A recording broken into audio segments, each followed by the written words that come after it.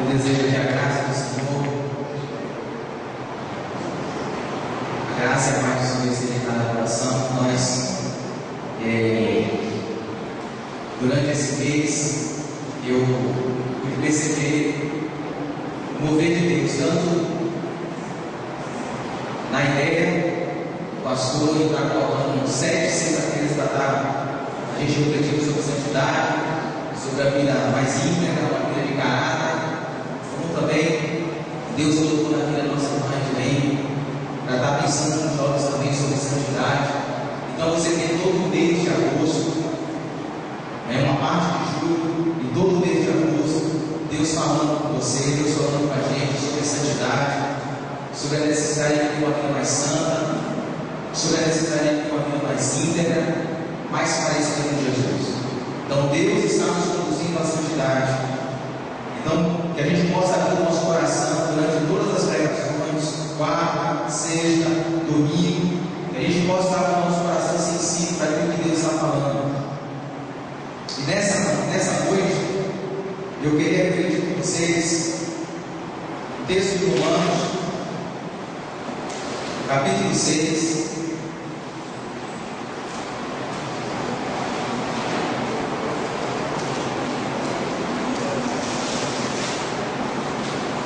Romanos capítulo 6. Romanos capítulo 6. Efésios capítulo 4. Gálatas capítulo 5. Colossenses capítulo 3. São os textos paulinos que falam sobre santidade, para mim são os ícones dos textos que falam sobre santidade. Eu queria pensar com vocês hoje no Romanos capítulo 6.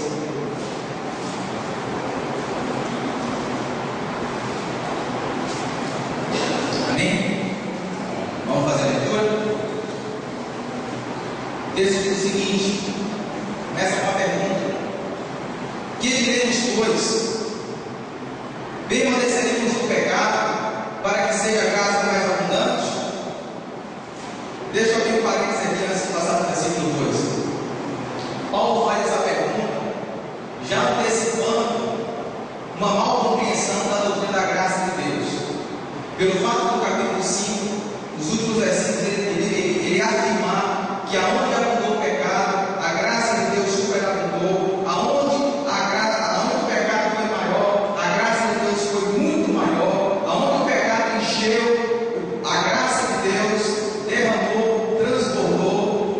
Talvez os leitores de Paulo vão entender o seguinte: então, se quanto mais pecado eu tiver, mais graça eu vou ter, então eu vou continuar no pecado para que a graça de Deus se manifeste mais abundante sobre mim. Então Paulo está respondendo esse tipo de mal compreensão da doutrina da graça. Ele já começa dizendo o seguinte: que diremos, pois? Permaneceremos no pecado para que seja a graça mais abundante? E ele dá uma resposta categórica no versículo 2: de modo nenhum. Como viveremos ainda no pecado, nós, os que para ele morremos? Ou porventura ignorais que todos nós que fomos batizados em Cristo Jesus, fomos batizados na sua morte? Fomos, pois, sepultados com ele na morte pelo batismo, para que quando Cristo foi ressuscitado dentre os mortos pela glória do Pai, assim também andemos em novidade de vida. Porque, se fomos unidos com ele na semelhança da sua morte, certamente seremos também na semelhança da sua ressurreição, sabendo isto, que foi crucificado com ele o nosso velho homem, para que o corpo do pecado seja destruído, e não sirvamos do pecado como escravos. Porquanto, quem morreu está justificado no pecado. Versículo 8. Ora, se já morremos com Cristo, cremos que também com ele viveremos, sabedores de que havendo Cristo ressuscitado dentre os mortos, já não morre, a morte já não tem domínio sobre ele. Pois quando eu tenho morrido, de uma vez para sempre morreu para o pecado, mas quanto a viver, vive para Deus. Resposta: assim também vós, considerados mortos para o pecado, mas vivos para Deus em Cristo Jesus. Não reine tornando o pecado em vosso corpo mortal, de maneira que obedeçais às suas paixões, nem obedeçais cada um dos membros do seu corpo ao pecado como instrumento de iniquidade, mas obedecemos a Deus como ressurreto dentre os mortos, e os vossos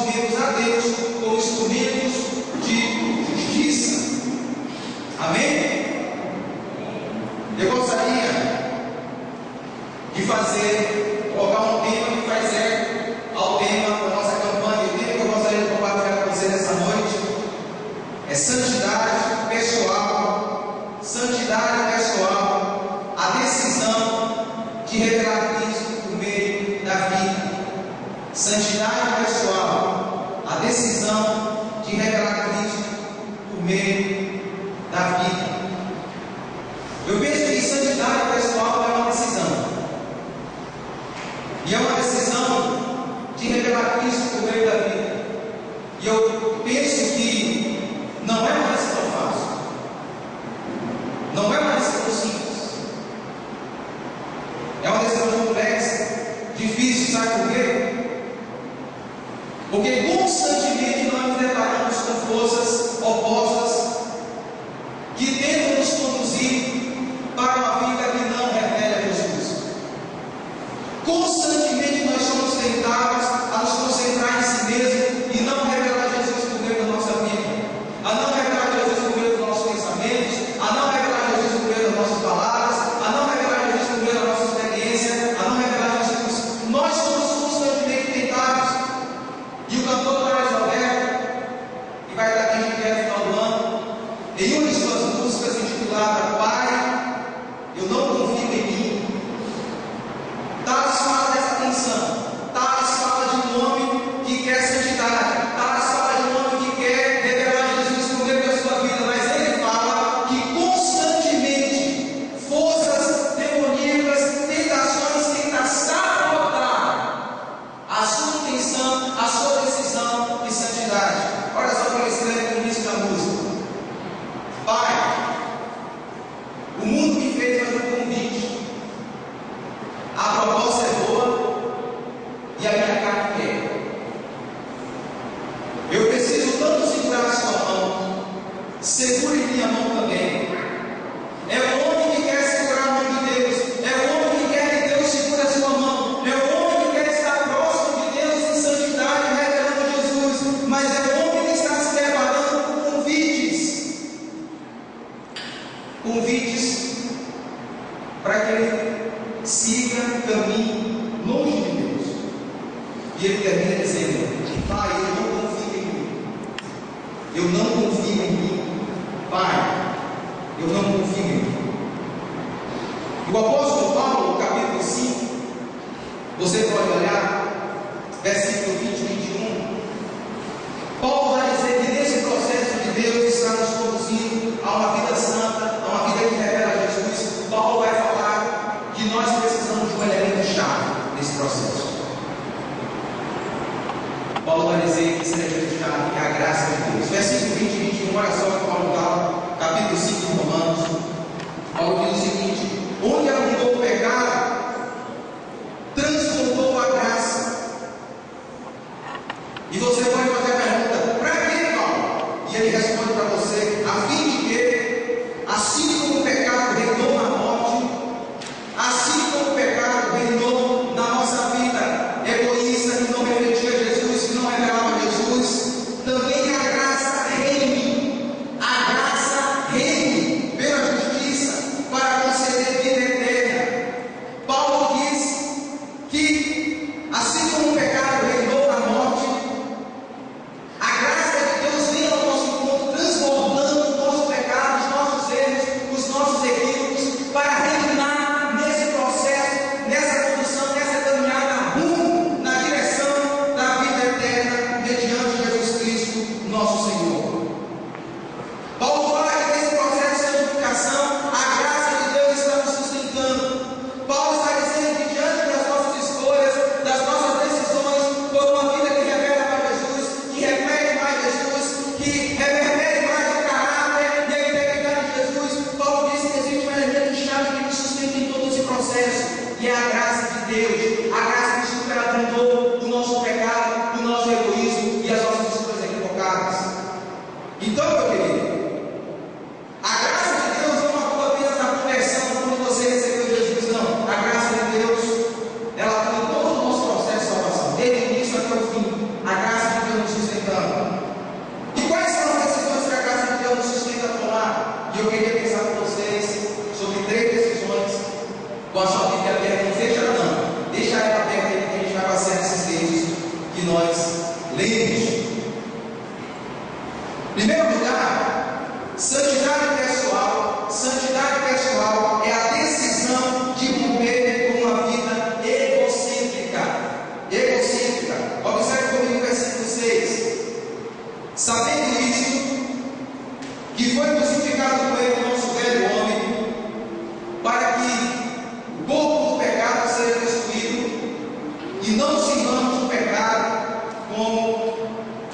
escravos.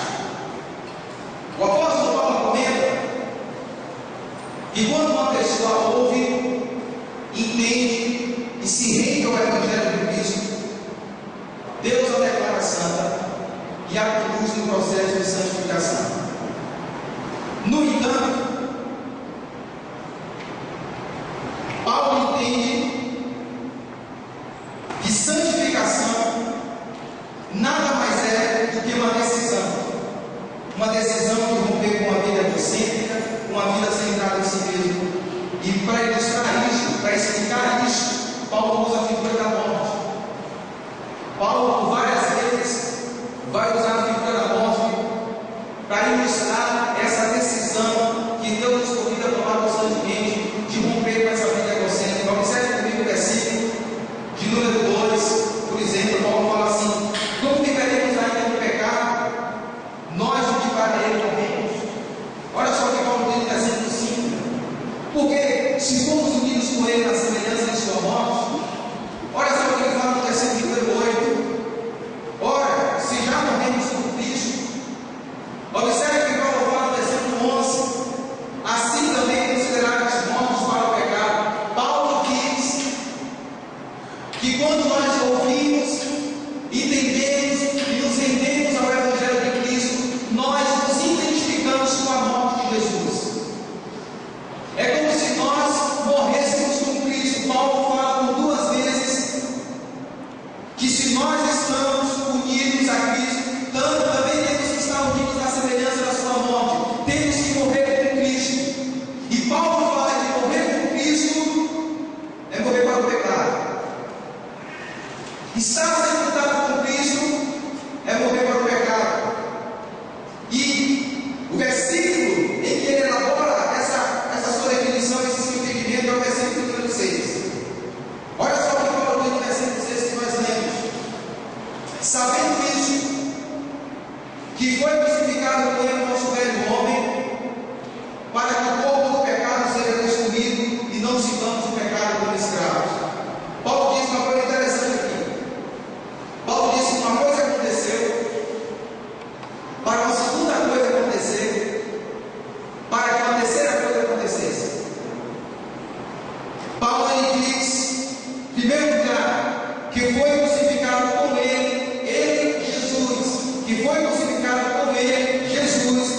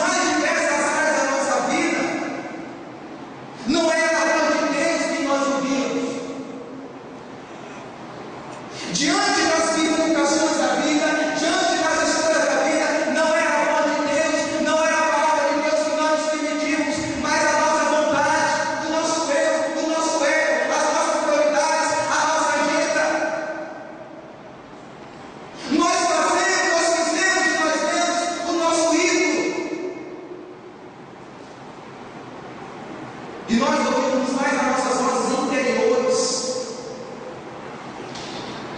as nossas pseudo-sabedorias,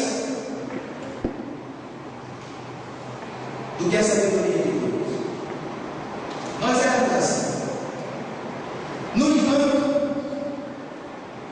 Paulo diz que quando nós ouvimos, entendemos e nos rendemos ao Evangelho, uma coisa aconteceu. Ele fala: nosso velho homem foi crucificado com Cristo.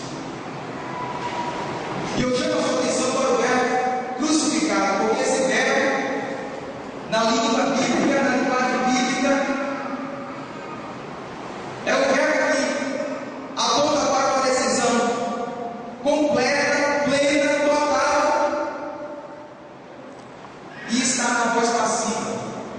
Todos nós estudamos português e sabemos que quando o verbo está na voz passiva, não somos nós, não é o sujeito que pratica a ação, mas o sujeito é o autor da ação. Em outras palavras, Paulo está dizendo o seguinte: não fomos nós que escolhemos, que fomos lá e nos crucificamos. Alguém nos crucificou. Alguém foi lá e nos colocou na cruz junto com Cristo. Alguém foi lá e aplicou a obra da salvação em nós. Alguém foi lá e nos colocou na cruz juntamente com Cristo. Nós somos crucificados, diz o versículo 7. Versículo 6, que foi crucificado com Cristo, com Ele, o nosso velho homem. E eu penso, Paulo não diz, mas nós sabemos que nas atividades da Trindade, quem aplica a obra da salvação é o Espírito Santo.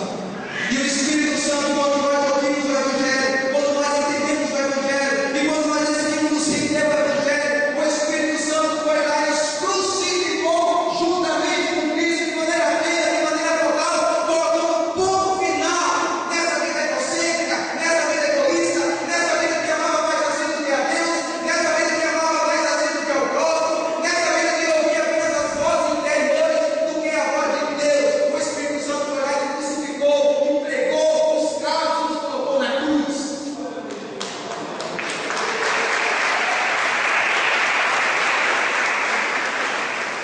É isso que Paulo está dizendo. E Paulo diz que quando o Espírito Santo nos coloca na cruz, ele coloca a gente na cruz, acontece alguma coisa. Olha só a parte do versículo 6. Para que o corpo do pecado seja destruído. Nós foi crucificado com ele o nosso velho homem. Para quê? Você pode perguntar ao apóstolo Paulo. Paulo responde: para que o corpo do pecado seja destruído. O corpo do pecado é a nossa vida egocêntrica. O corpo do pecado é a nossa vida egoísta, que ama mais a si do que a Deus. E Paulo diz que o corpo do pecado, nosso velho homem foi crucificado para que o corpo do pecado fosse destruído. Em outras palavras, Paulo está dizendo o seguinte: quando o Espírito Santo nos crucificou, o nosso ego,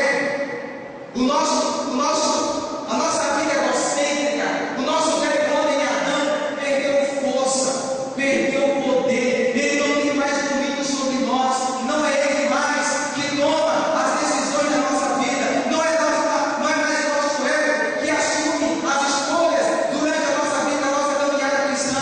Nós não estamos caminhando segundo o nosso ego. O Espírito Santo colocou um ponto final nisso tudo. O Espírito Santo, ao nos crucificar, fez com que o nosso ego perdesse o poder. E porque o nosso ego perdeu o poder, e ele não está mais sentado no trono do nosso coração, Paulo conclui dizendo, versículo número 6, a parte C: e não sirvamos o pecado como está nosso. O Espírito Santo nos crucifica o nosso velho homem, para que o nosso ego perca o poder. Porque antes de nos rendermos a Jesus, nós éramos pessoas altamente egoístas. Mas quando decidimos entregar nossa vida a Jesus, o Espírito Santo nos crucificou o nosso velho Adão, o nosso velho homem, e o nosso ego perdeu o poder.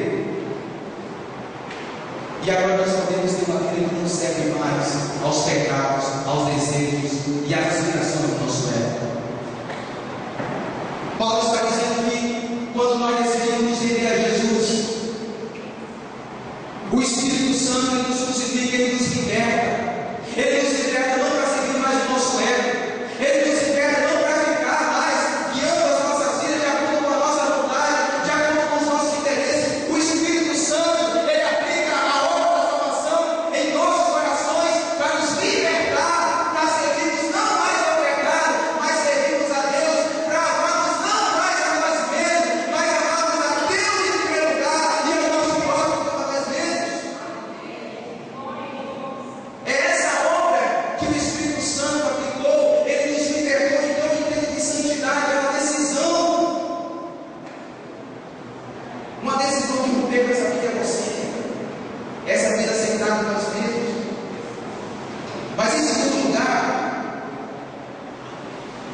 Santidade não é apenas uma decisão de romper com a vida egocêntrica. Santidade é uma decisão de viver no presente,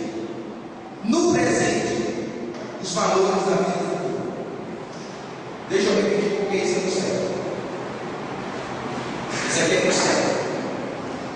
Santidade pessoal é a decisão de viver no presente, aqui e agora, os valores da vida futura.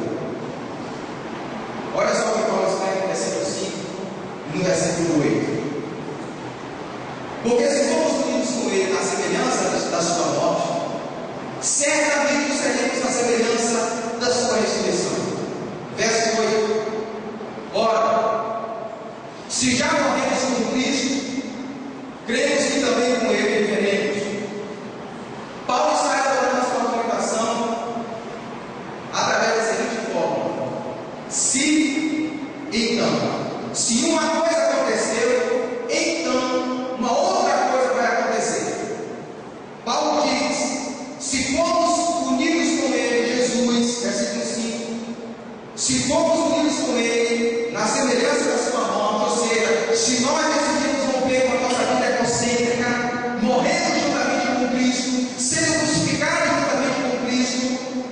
Versículo 8, primeira parte, ele diz o seguinte: versículo 8 ele diz: ora, se já morremos com Cristo, e morrer com Cristo é colocar um ponto final na vida egocêntrica, egoísta, é colocar um ponto final nessa vida onde o ego é quem manda. Paulo diz: se nós morremos com Cristo, então uma segunda coisa vai acontecer.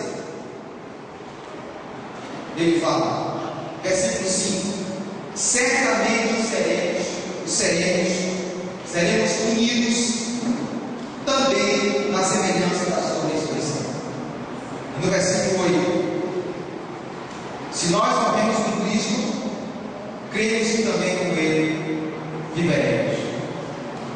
O que Paulo está dizendo é o seguinte: se nós decidimos colocar um ponto final na nossa vida egocêntrica, morrendo com Jesus, sendo sepultado com Jesus, sendo crucificado com Jesus, da mesma forma que Jesus ressuscitou e vive, nós também iremos ressuscitar e viver. E Paulo está dizendo que Jesus morreu, e ele morreu para esse modo de vida que nós conhecemos hoje. Ele morreu para esse modo caído de vida. Ele morreu para esse modo de vida caído. O que é isso, Guilherme? Nós vivemos num mundo caído. Nós vivemos num mundo pós-Gênesis 3, um mundo de queda. E Jesus viveu nesse mundo sem pecado, mas ele viveu nesse mundo. E Jesus tinha um pouco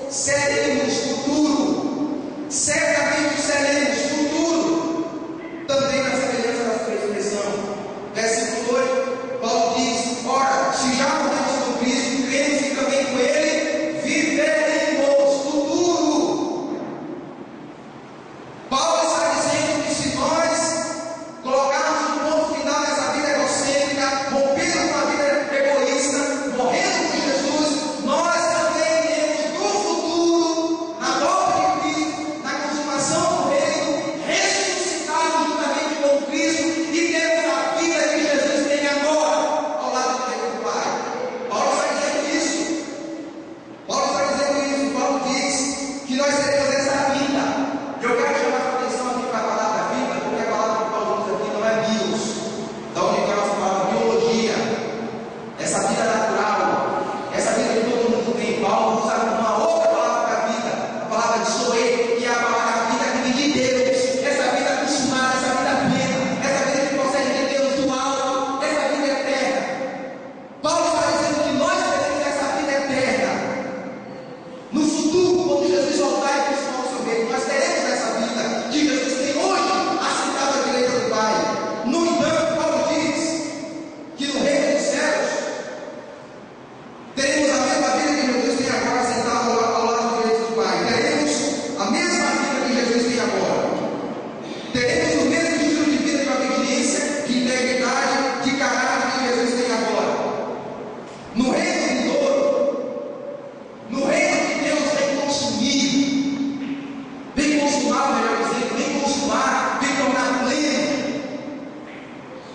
não haverá egoísmo, imoralidade sexual, impureza, libertinagem, idolatria, feitiçaria, ódio, discórdia, ciúmes, ira, egoísmo, dissensões, facções, inveja, embriaguez, orgias, adultério, homossexualidade, roubo, avareza, calúnia, trapaça. Não haverá nada disso.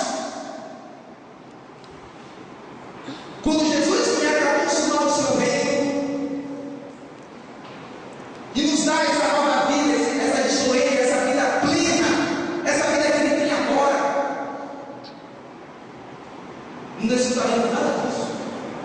Não terá inveja, não terá ciúme, embriaguez, orgias, adultérios, homossexualidade, roubo, avareza, nada disso.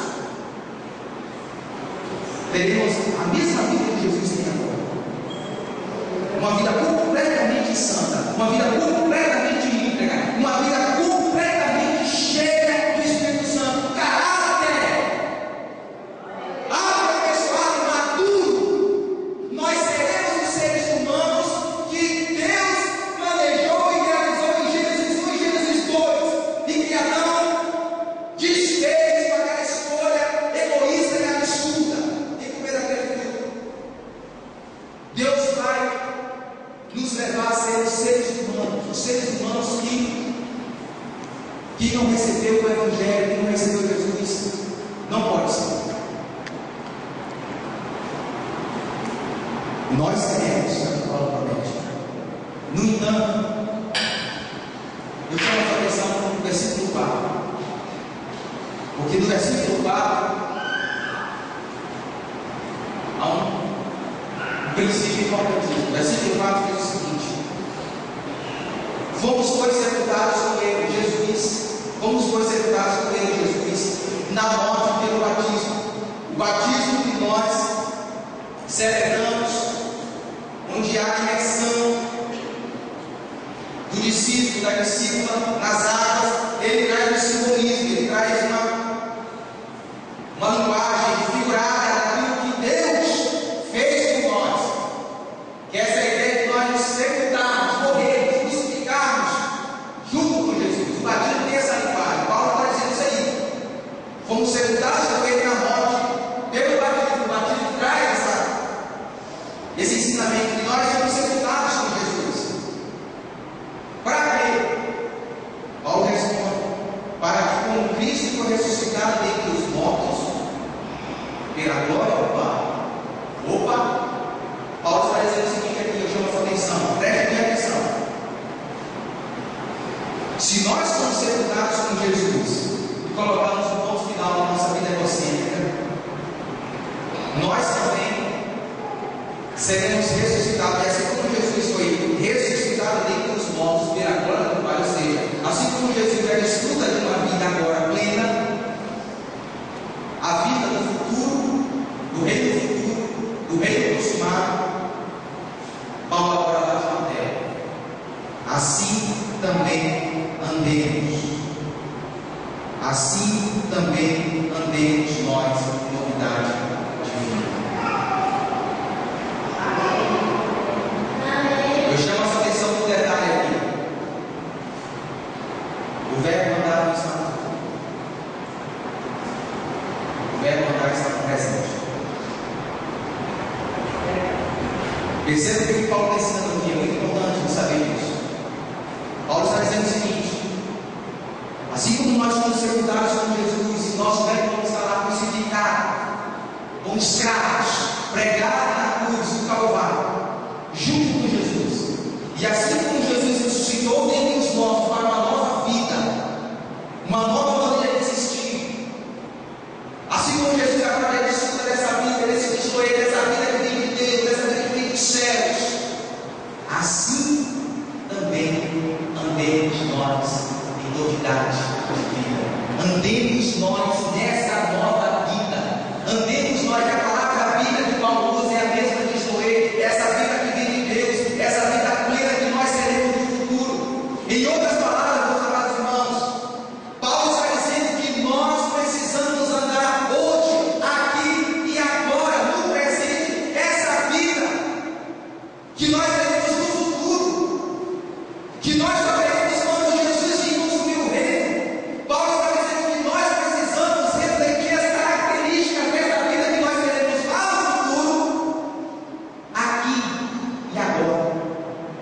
Paulo fala: andemos nós em novidade de vida, andemos agora. O velho está no presente, andemos nós agora nessa nova vida, nessa novidade de vida, nessa vida que não é a vida bios, não é essa vida natural, não é essa vida caída, não é essa vida centrada em si, não é essa vida marcada pelo ego, mas é a vida do reino de Deus. Andemos nessa vida, diz o apóstolo Paulo. Aqui agora, hoje, as características da vida que nós vamos ter no futuro, dessa vida plena, dessa vida santa, dessa vida íntegra, Paulo está dizendo: ande nela hoje, ande nela agora, ande nela no presente, reflita, reverbere as características dessa vida agora. E eu penso que essa teologia não é apenas de Paulo. João, o apóstolo, ele vai escrever algo parecido. Nós vamos ver 1 João 3, 2 e 3. Amados, agora estamos filhos de Deus, João diz, e ainda não se manifestou o que havia acontecido. João está dizendo o seguinte: amados, hoje nós somos filhos de Deus, e o ser humano que nós vamos ser no futuro ainda não se manifestou. Nós ainda somos imperfeitos. O ser humano perfeito ainda não se manifestou. Mas João continua: mas sabemos que quando ele, Jesus, se manifestar, seremos semelhantes a ele. João está dizendo o seguinte: olha, nós somos hoje, no presente, agora, dia 9 de agosto, às 9h15, nós somos filhos de Deus. E o que vamos ser no futuro, na consumação do reino, não se manifestou ainda. Nós não sabemos, nós temos a consciência de que vamos ter a sua plenitude. Mas quando Jesus se manifestar lá, vai instaurar o reino, um dia que a gente não sabe, mas ele vai voltar, ele vai consumar o seu reino. Quando ele se manifestar, João diz: nós seremos como ele é. Nós seremos a vida dele reino. Nós seremos seres humanos como ele é agora lá no reino. Diante disso, olha a visão de João, para você achar que não é loucura de Paulo. Todo aquele que tem nele essa esperança, ou seja, todo aquele que tem a esperança de ter uma vida plena em Jesus, purifica-se. O verbo está no presente. Purifica-se a si mesmo, assim como ele é. João está dizendo assim: se você tem essa esperança de ser o ser humano que Jesus é hoje, comece hoje a se purificar. Comece hoje a refletir o caráter desse novo homem que você será no futuro. Comece hoje a refletir as características dessa nova pessoa que nós seremos lá no futuro. Comece hoje, agora. Comece agora a refletir. Por isso que o intuito de santidade é a decisão de viver no presente os valores da vida futura.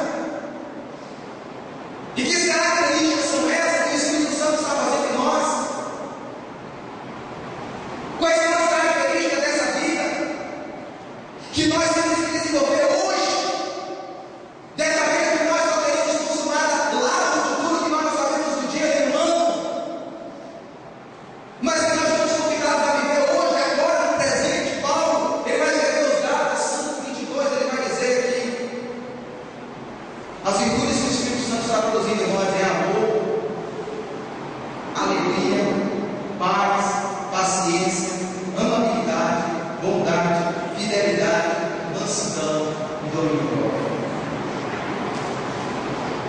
Paulo diz que essas características têm que estar impregnadas em nós. Santidade é começar a viver hoje os valores de uma vida consumada no futuro.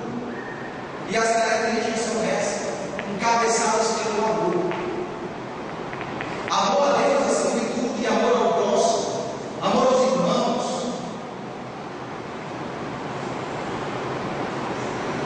Amar mais a nossa família, amar mais o nosso cônjuge, amar mais os nossos filhos, amar mais o nosso irmão, amar mais o nosso vizinho, o nosso inimigo, a pessoa que nos machuca, que pisa o nosso carro, que puxa o nosso tapete. Amar.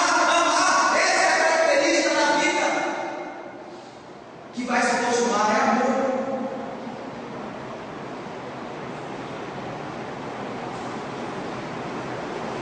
Deixa eu lhe fazer uma pergunta.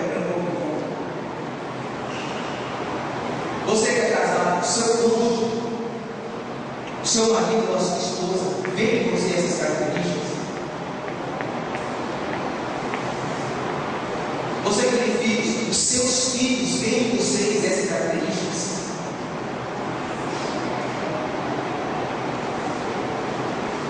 Você que tem pai e filho, os seus pais, o seu pai, a sua mãe, veem em você essas características que falam, que retratam a vida que nós devemos ter em Jesus?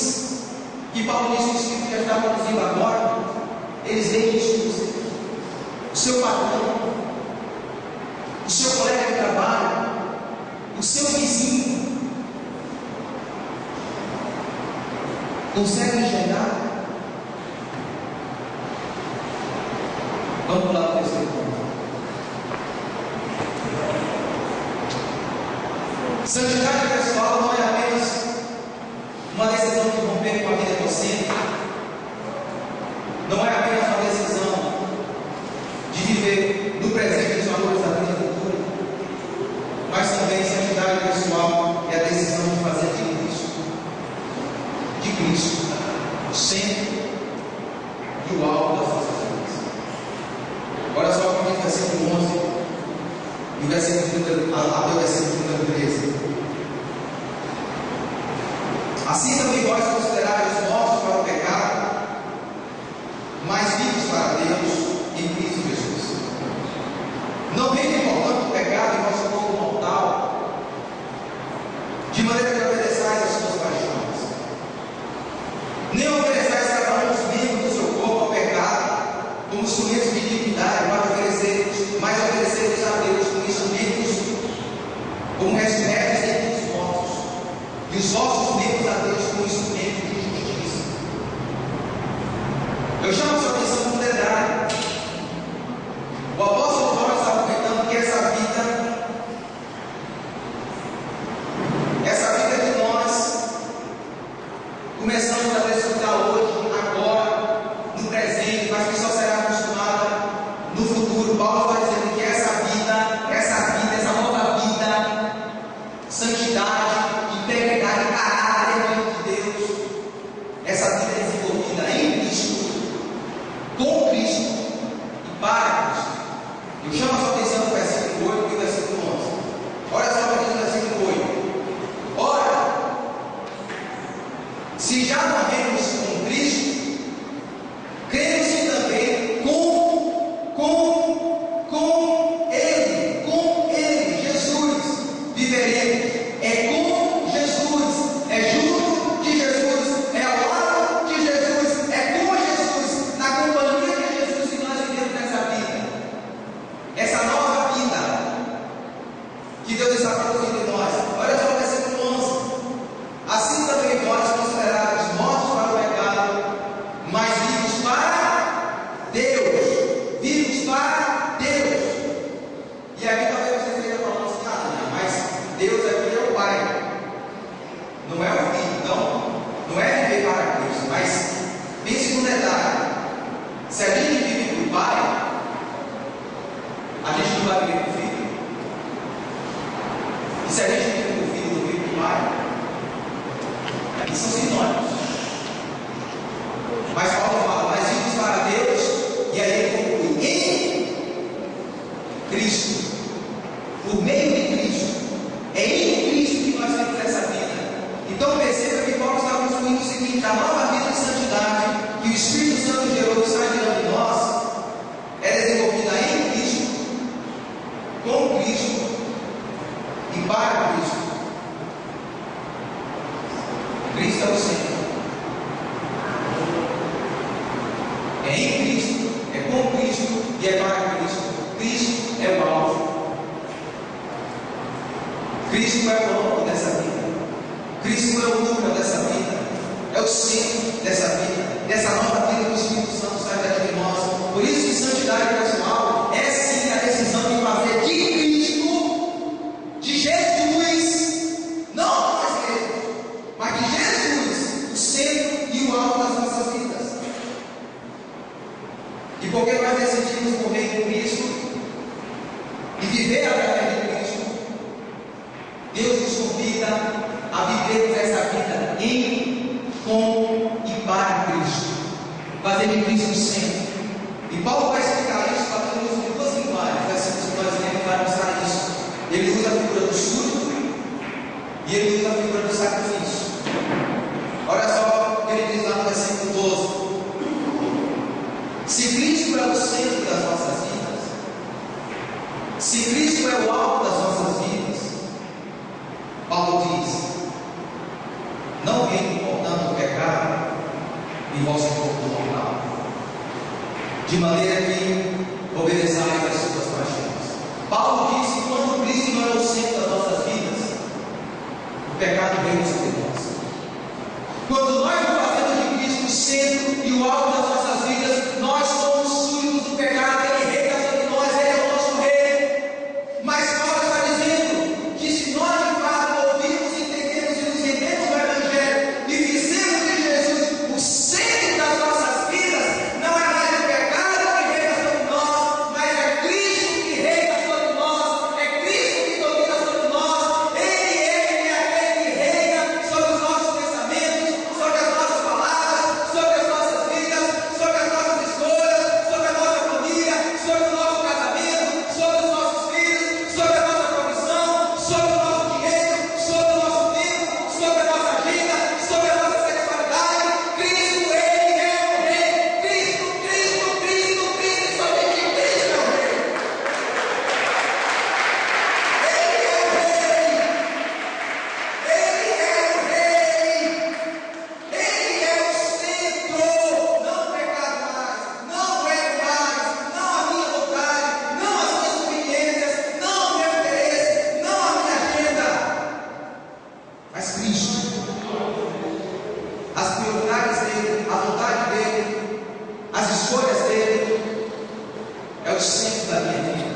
E Paulo agora vai usar uma outra figura, ele vai usar a figura do sacrifício, versículo de número 13. Ele sai da figura do escudo e agora passa para a figura do sacrifício. Olha só o que diz no versículo 13: nem ofereçais cada um os membros do seu corpo ao pecado, como instrumento de iniquidade, mas oferecei-vos a Deus como ressurreto dentre os mortos, e os vossos membros a Deus como instrumento de justiça. O apóstolo está comentando que diante do fato de termos essa nova vida, com Cristo, em Cristo e para Cristo,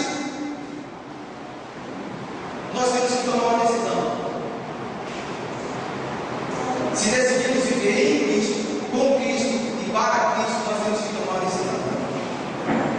Não oferecer mais os nossos corpos, os nossos membros, a nossa mente, o nosso coração, o nosso corpo para o pecado. O verbo oferecer, usado por Paulo aqui, é um verbo que está no imperativo. É uma ordem que Paulo está dando aqui. É um mandamento que Paulo está dizendo: não façam isso. É uma ordem, um mandamento de Deus. Não entreguem mais os seus corpos, os seus membros, as suas mentes, os seus corações, os seus sentimentos para o pecado. Não ofereçam mais ao pecado. Então Paulo diz o seguinte: mas oferecemos a Deus. Não ofereçam ao pecado, não entreguem ao pecado, não coloquem à disposição do pecado os seus corpos, os seus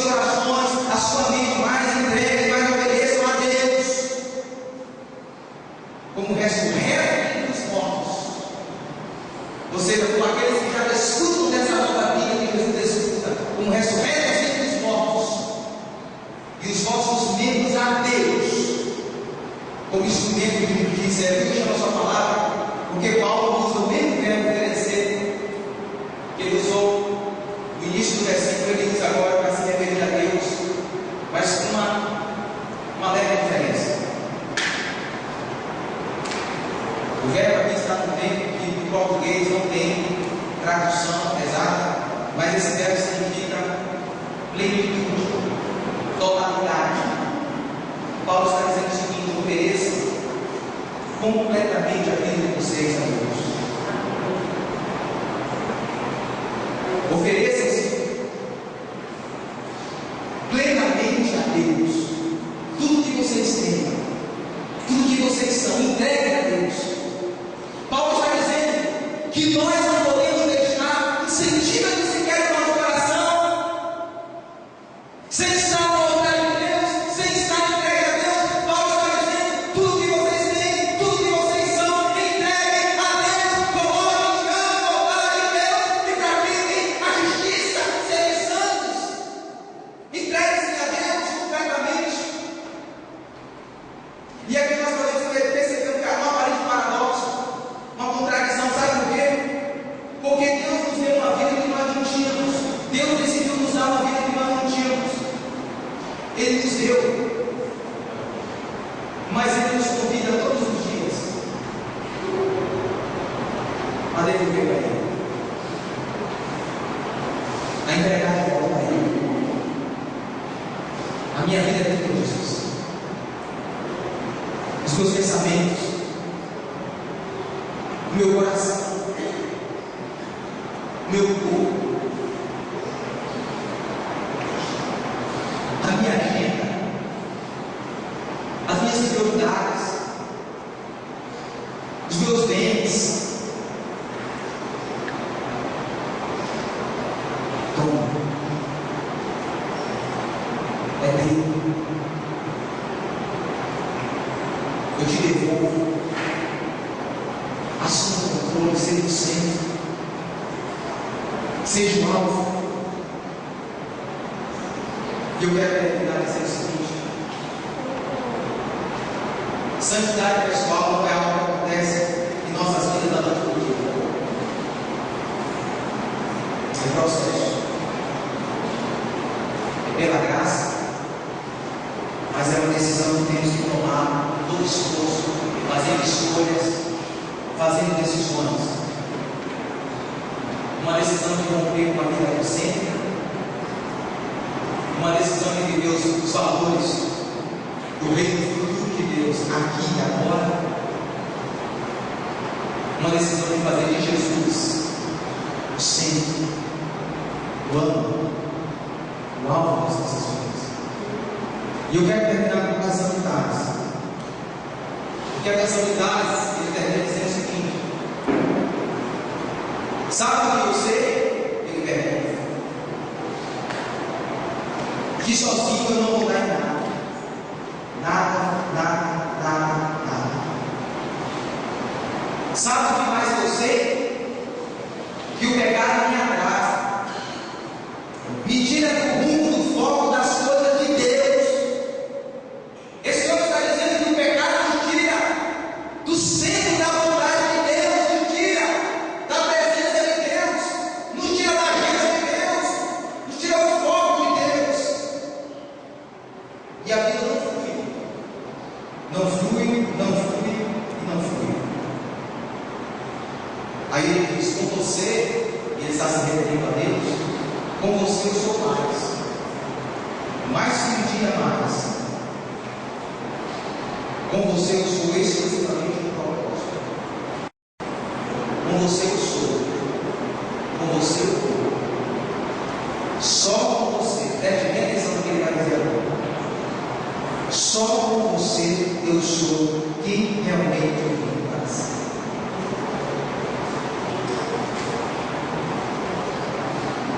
Só quando a gente entrega a nossa vida a Jesus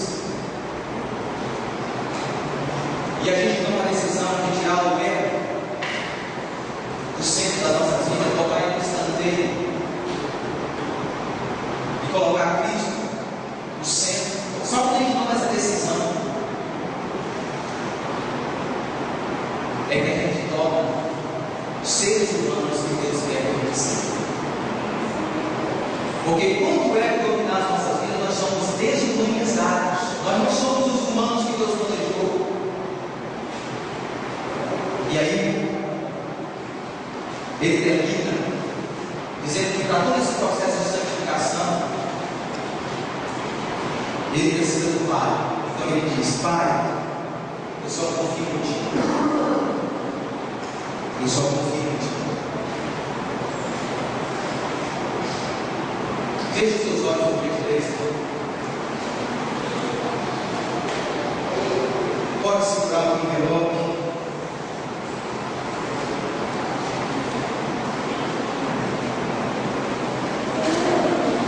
Deus tem conduzido essa igreja a refletir, a pensar, a ouvir sobre santidade não é por acaso. Eu espero que dentro desse envelope aí, sinceramente, eu espero que dentro desse envelope não tenha pedido por coisas. Deus não está interessado simplesmente em nos dar coisas. Eu espero que dentro desse envelope aí tenha pedidos de um caráter mais parecido com Jesus, de uma vida mais cheia do Espírito Santo, de uma vida que reflete mais o fruto do Espírito Santo, de uma vida mais íntegra. Eu espero que dentro desse envelope tenham esses pedidos, porque se não estiver,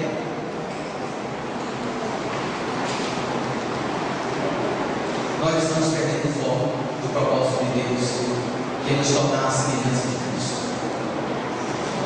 Vamos orar. Senhor Deus, nosso Pai, que está nos céus, santificado seja o teu nome, Senhor. Santificado seja o teu nome, Senhor. Venha a nós. Venha a mim, venha aos meus irmãos, venha sobre essa igreja, venha sobre essa igreja daqueles que quer, venha sobre a nossa cidade, venha sobre o nosso estado, venha sobre o nosso Brasil, venha a nós o teu reino, Senhor. E que seja feita a tua vontade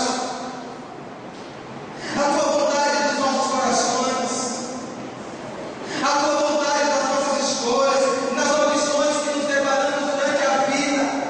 Tantas são as opções, tantas são as escolhas que temos que tomar durante a vida.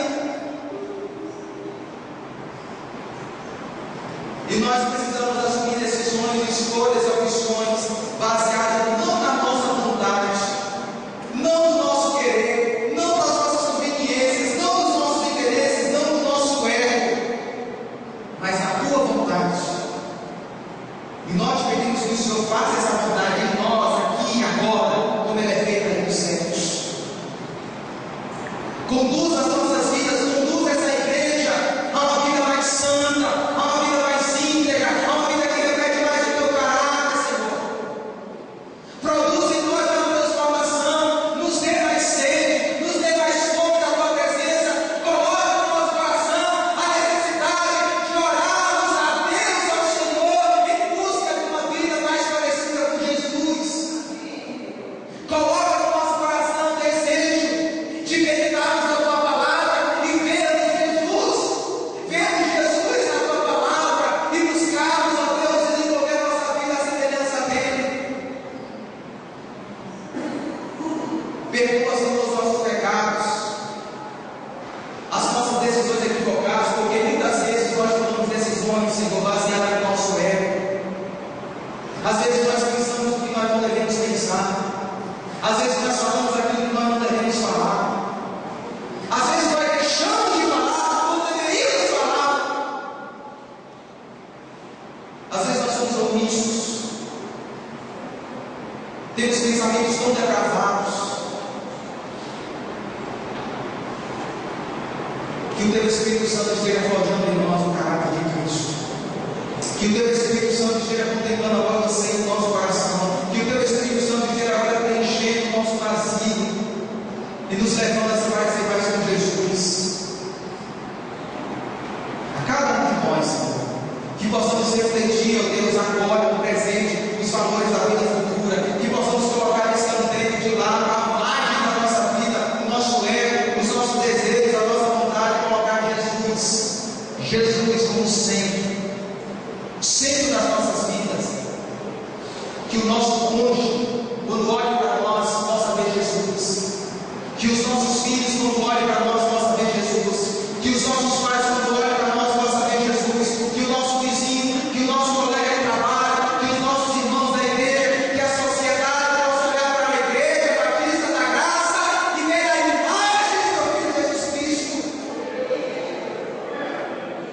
É o que nós te pedimos em nome de Jesus. Esse é o nosso desejo. Nós não te pedimos bens. O Senhor sabe que nós precisamos, mas a nossa maior necessidade não é de coisas. A nossa maior necessidade é de Jesus. Por isso nós te pedimos isso em nome dele, em nome de Jesus.